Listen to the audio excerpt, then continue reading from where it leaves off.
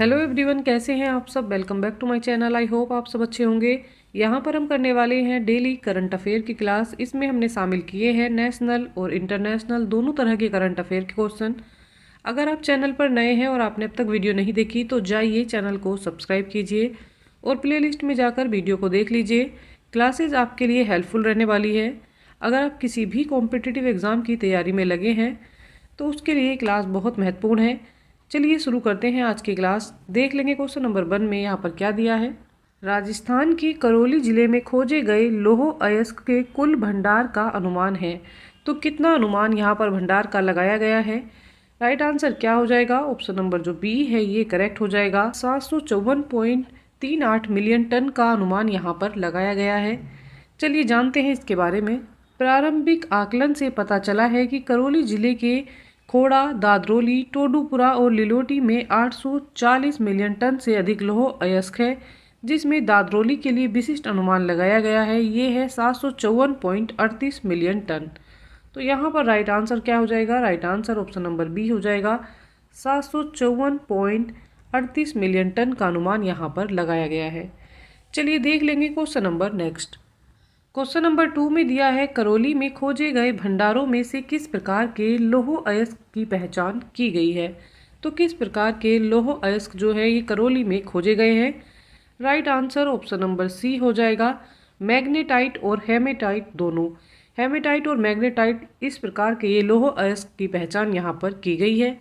चलिए जानते हैं इसके बारे में। प्रारंभिक अन्वेषणों में खोड़ा, दादरोली, टोडूपुरा और लिलोटी में विभिन्न स्थानों पर मैग्नेटाइट और हेमेटाइट लौह अयस्क दोनों किस्मों की पहचान की गई है, जो क्षेत्र की विविध खनिज संपदा को प्रदर्शित करते हैं। तो यहाँ पर राइट आंसर क्या है। राइट आंसर है मैग्नेटाइट और हेमेटाइट दोनों। देखते हैं क्वेश्चन नंबर 3। क्वेश्चन नंबर 3 में दिया है टाटा स्टील और आईआईटी भुवनेश्वर आरईपी के बीच सहयोग का प्राथमिक फोकस क्या है। इनके बीच सहयोग का प्राथमिक फोकस क्या है ये बताना है। Right answer option number B हो जाएगा। सस्टेनेबल स्टील मेकिंग, अर्थात टिकाऊ स्टील मेकिंग की बात यहाँ पर की गई है। सहयोग का उद्देश्य टिकाऊ इस्पात बनाने की प्रथाओं, कार्बन पदचिह्न को कम करने और परिपत्र अर्थव्यवस्था सिद्धांतों को बढ़ावा देने पर ध्यान देने के साथ सामग्री प्रसंस्करण, ऊर्जा और पर्यावरण में रास्ते तलाशना है। तो यहाँ पर क्या करना है, पर्यावरण का ध्यान रखना है, ऊर्जा और पर्यावरण के रास्ते तलाशना है, साथ ही टिकाऊ इस्पात बनाने की यहाँ पर बात की गई है। राइट आंसर क्या है। Right answer option number B हो जाएगा। चलिए देखते हैं question number next. Question number 4 में दिया है टाटा स्टील और आईआईटी भुवनेश्वर आरईपी के बीच किस कार्यक्रम के दौरान समझौता ज्ञापन एमओयू पर हस्ताक्षर किए गए। किस कार्यक्रम में टाटा स्टील और आईआईटी भुवनेश्वर के बीच हस्ताक्षर हुए हैं। यहाँ पर राइट आंसर क्या हो जाएगा। Right answer option number B हो जाएगा। So cube startup conclave. Tata steel और आईआईटी भुवनेश्वर आरईपी के बीच सो क्यूब स्टार्टअप कॉन्क्लेव कार्यक्रम के दौरान समझौता ज्ञापन पर हस्ताक्षर किए गए हैं, जिसमें उद्यमशीलता, पारिस्थितिकी तंत्र को बढ़ावा देने और तकनीकी प्रगति को बढ़ावा देने के लिए सरकार की प्रतिबद्धता पर जोर दिया गया है। यहाँ पर राइट आंसर क्या है। राइट आंसर है सो क्यूब स्टार्टअप कॉन्क्लेव। चलिए देख लेते हैं क्वेश्चन नंबर नेक्स्ट।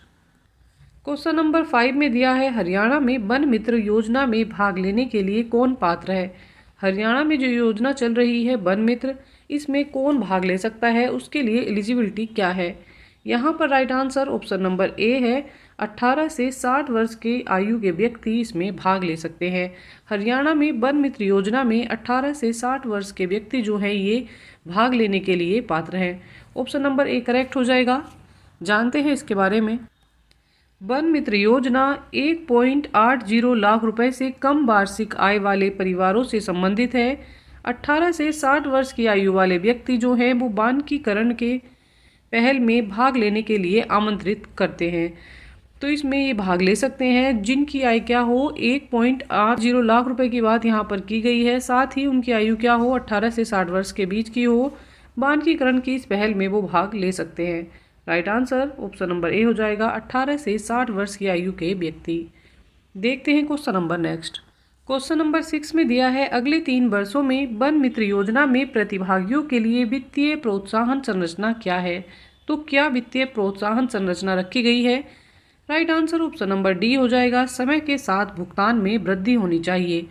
अगले 3 वर्षों में वन मित्र योजना में जो प्रतिभागी हैं, प्रतिभागियों के लिए वित्तीय प्रोत्साहन का मतलब क्या है कि समय के साथ जो भुगतान है उसमें वृद्धि हो।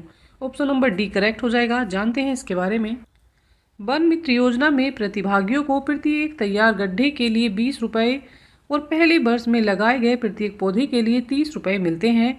वित्तीय प्रोत्साहन संरचना में दीर्घकालिक प्रतिबद्धता को प्रोत्साहित करते हुए अगले 3 वर्षों में पौधों के चल रहे रखरखाव और सुरक्षा के लिए भुगतान को बढ़ाना शामिल है। तो इसमें पौधों के रखरखाव के लिए भुगतान को बढ़ाना शामिल किया गया है। साथ ही जैसे पहले 20 रुपये मिल रहे थे तो अब प्रत्येक पौधे के लिए 30 रुपये मिलेंगे। ये बात इस योजना में की गई है। वन मित्र योजना में प्रतिभागी क्या करते हैं? गड्ढे तैयार करते हैं, साथ ही पौधों का रखरखाव भी वो करते हैं। यहाँ पर right answer option number D हो जाएगा, समय के साथ भुगतान में वृद्धि जो है इसका लक्ष्य रखा गया है। देखते हैं क्वेश्चन नंबर नेक्स्ट।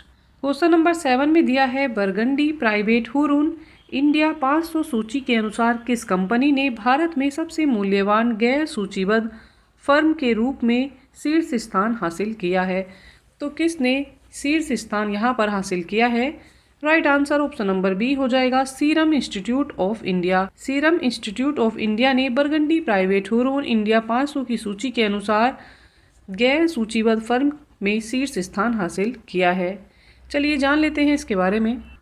जैसा कि बताया गया, स्वास्थ्य सेवा क्षेत्र में serum institute of India SII का क्या महत्व है? तो इसका क्या महत्व है? Right answer option number A हो जाएगा, कोविड-19 टीकों में अग्रणी। स्वास्थ्य सेवा क्षेत्र में serum institute of India SII का महत्व है कि उसने कोविड टीकों में अग्रणी स्थान हासिल किया है। Serum institute of India SII ने भारत में कोविड-19 के टीके लॉन्च करने वाली पहली कंपनियों में से एक होने में खास स्थान बटोरा है, जिसने वैश्विक महामारी को संबोधित करने और स्वास्थ्य सेवाओं में नवाचार को बढ़ावा देने के लिए महत्वपूर्ण भूमिका निभाई है। तो इसने महत्वपूर्ण भूमिका निभाई है कोविड के टीकाकरण की पहल के लिए। Right answer option number A हो जाएगा। देख लेंगे question number next. Question number 9 में दिया है, एक राष्ट्र एक चुनाव के खिलाफ तमिलनाडु विधानसभा के प्रस्ताव में उल्लेखित प्राथमिक आलोचना क्या है? तो क्या प्राथमिक आलोचना है? राइट आंसर यहाँ पर हो जाएगा, संघवाद और लोकतांत्रिक विकेंद्रीकरण का विरोध। ऑप्शन नंबर जो बी है ये करेक्ट हो जाएगा। एक राष्ट्र एक चुनाव के खिलाफ तमिलनाडु विधानसभा के प्रस्ताव में उल्लेखित प्राथमिक आलोचना संघवाद और लोकतांत्रिक विकेंद्रीकरण का विरोध है। ऑप्शन नंबर बी यहाँ पर करेक्ट है। इसी के साथ आज की करंट अफेयर की क्लास यहाँ पर कंप्लीट होती है। आई होप क्लास आपके लिए हेल्पफुल रहने वाली है। अच्छी तैयारी के लिए साथ में बने रहिएगा। चैनल को लाइक शेयर एंड सब्सक्राइब कीजिएगा।